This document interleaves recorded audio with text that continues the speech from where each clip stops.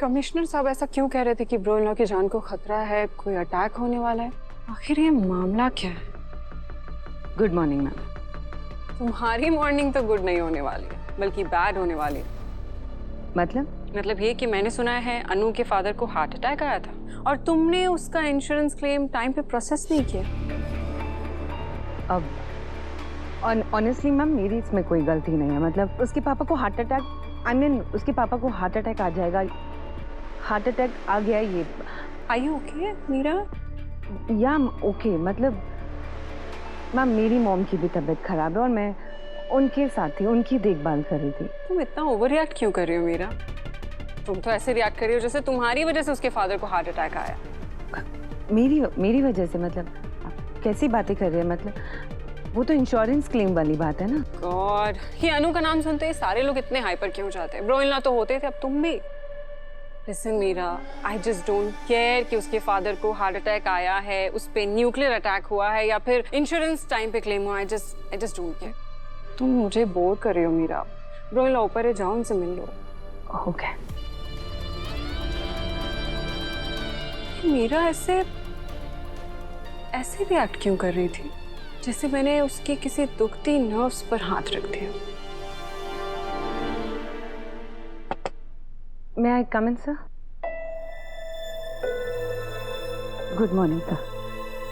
मीरा, मैंने तुम्हें यहाँ कुछ बताने के लिए बुलाया।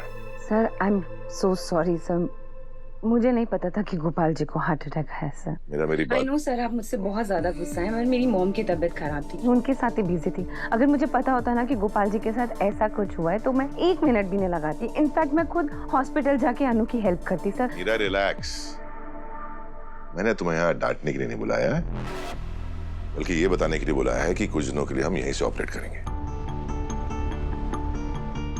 क्यों? है कुछ रीजंस। तुम्हारी माँ की तबीयत कैसी है?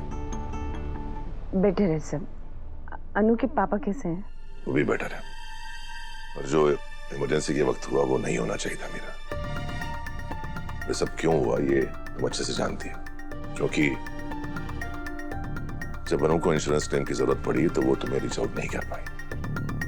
आज जो अनु के साथ हुआ वो किसी और एम्प्लॉय के साथ नहीं होना चाहिए। शायद हमें हमारी पॉलिसी में कुछ रिफॉर्म करने चाहिए, तुम्हारे काम का बर्डन कम करके किसी और को देना चाहिए। ये सबके लिए अच्छा होगा और तुम्हारे लिए भी।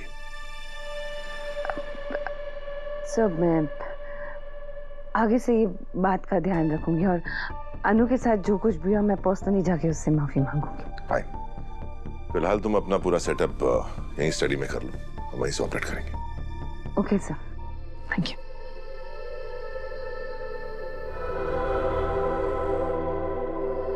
आपका ये एहसान हम कैसे चुकाएंगे? एक तरीका है, अनु की शादी तक आप मुझे अगर आपके घर में काम करने की परमिशन देते। गोपाल जी, इसके अलावा मैं आपसे एक और चीज मांगना है। क्या? अनु को ऑफिस आने की इजाजत है। हमारे मैनेजमेंट ने डिसाइड किया है कि हम अनु को राजनंदिनी साड़ीज का बिजनेस हेड बनाएंगे। आपकी बेटी अनु और आर्य सर के बीच में अफेयर चल रहा है।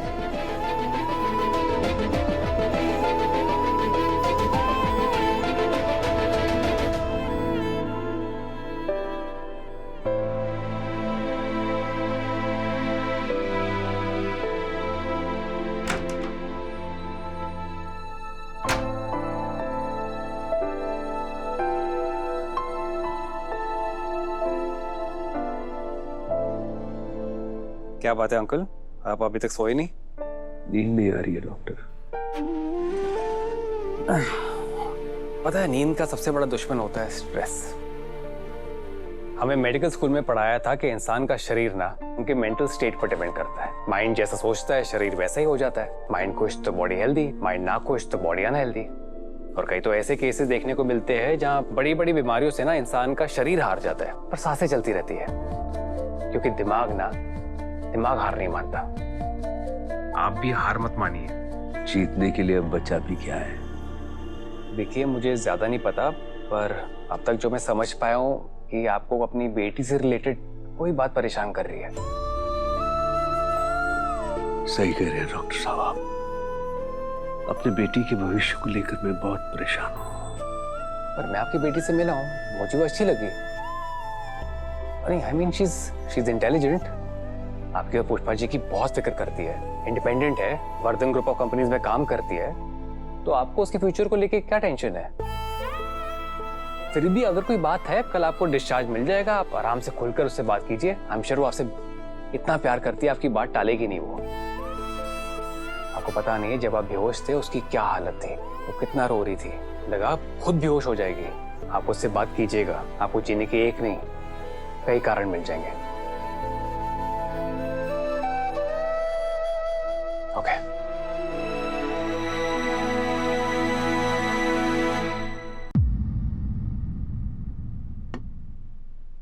प्रॉब्लम है तुम्हारी उनको जरूरत से ज्यादा हेल्प करना।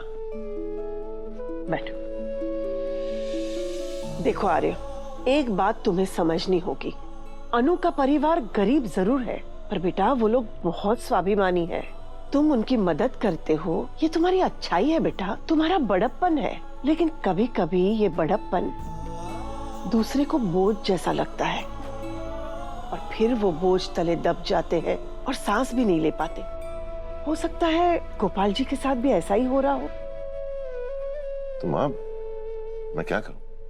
अगर थोड़ी देर तुम 2 कदम पीछे करोगे तो तुम्हारे लिए भी अच्छा होगा, अनु के लिए भी अच्छा होगा, और तुम दोनों के रिश्ते के लिए भी अच्छा होगा। लेकिन माँ, बेटा जब तक वो सामने से मदद के लिए नहीं कहते, तुम उनकी मदद नहीं करोगे, और ना ही अनु को फोन करोगे। जरूरत होगी तो वो खुद कॉल करेगी।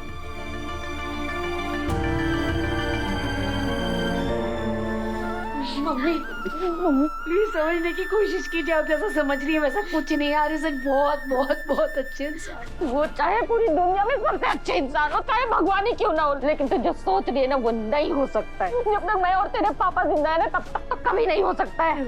मम्मी प्लीज, तुझे इतनी तकलीफ है ना तो तू एक काम कर, खाने में जहर मिला के मुझे और तेरे पापा को दे दे, हम तेरे रास्ते से हट जाएंगे, फिर तेरे जो जी में कर लेना। आप कैसी बातें कर रहे हो? प्लीज ऐसे मत कर। आपको चाहिए ना तो आप मुझे मारो, पर प्लीज भगवान के लिए ऐसी बातें मत कर। ठीक है, नहीं करूंगी, लेकिन एक शर्त पे। तो आज के बाद आर्या सर का ख्याल अपने दिलो दिमाग से निकाल देगी।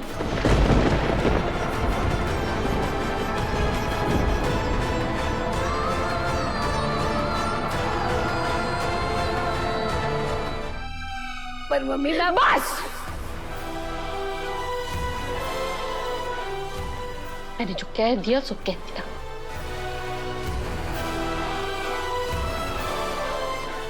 मुझे एक कस्टमर को साड़ी देने जाना है नुक्कड़ तक।